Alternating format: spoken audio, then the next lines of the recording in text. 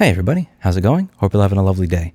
So this is an interesting news article from Bloomberg that shows just how out of touch management in New York City actually is.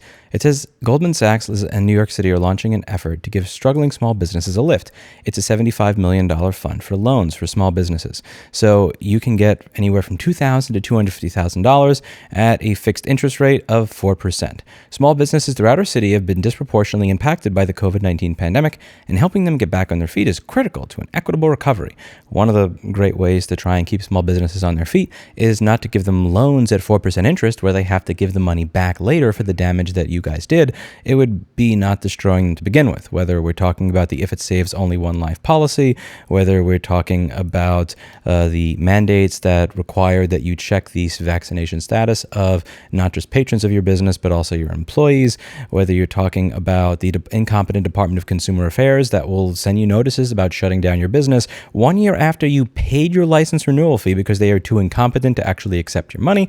We're talking about the Department of Consumer Affairs that doesn't even know their own effing laws, that can fine you $1,000 or $15,000 based on laws that they cannot even cite how to be in compliance with. Or we're talking about the rent in the city when we show you all the different places that are available in New York City. If you want to rent for your small business, whether we're talking about this walk-in closet that costs $25,000 a month because it's next to Penn Station, or we are talking about this over here, which is a few blocks from my old store. It's about the exact same size as my old store and is $75,000 a month. If you watch this video, you will hear a real estate salesman try to sell me on why this place is worth $75,000 effing dollars a month.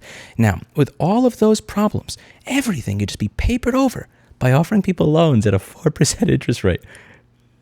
So we're going to shut you down. We're going to screw up your business for over a year. And then we are going to allow you to, after destroying your business, we are going to allow you to borrow money that you have to then pay us back. But that makes everything okay. It says over here in the article, Christina No, owner of the apparel store Noble, which was founded in 1982 by her parents, said the past 3 years have been a tremendous challenge. That's one way to describe it. No said she feels like she is constantly trying to recover from whiplash. That is what it is like to be in an abusive relationship, and that is what it is like to be a business owner in New York City. Although she received a loan from a city program designed to keep businesses afloat during the pandemic, she told Bloomberg in an interview that she plans to apply for the new loan. New York City is a very challenging place to operate, and it only gets more expensive to operate. It never gets cheaper, and more of this is needed. I would say that I am someone who is very well engaged, and even then, I don't necessarily know what products are being offered or what programs may exist. Yes, because it's very difficult to understand how the city programs work when the people that run the city don't even know how the city programs work. This is part of the problem. This is not making anything better. To qualify for the loan, businesses must have less than $5 million in revenue. Borrowers can also use the loan to refinance higher interest debt. Small businesses are the engines of our economy, Maria Torres Springer, Deputy Mayor for Economic and Workforce Development, said in a statement. Then why did you fuck with them for 2 years? This innovative public-private partnership will not just help over 1,000 businesses, but will have lasting ripple effects in the lives of workers and in the health of our neighborhoods where those businesses operate.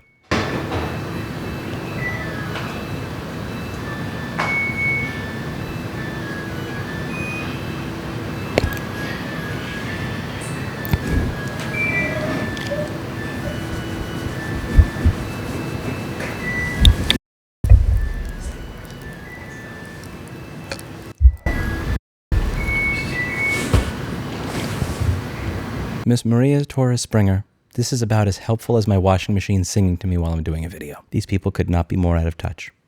They could not understand the problem less if they tried.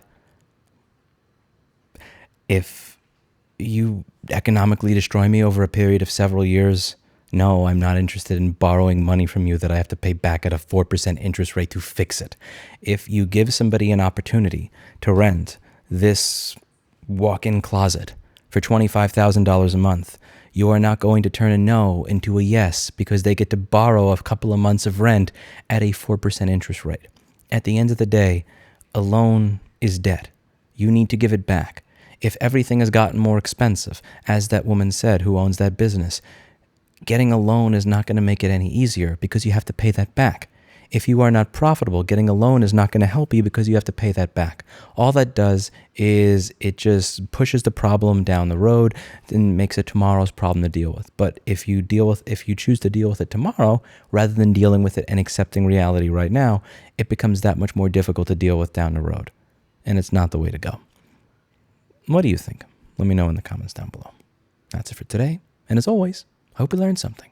I'll see you all in the next video. Bye now.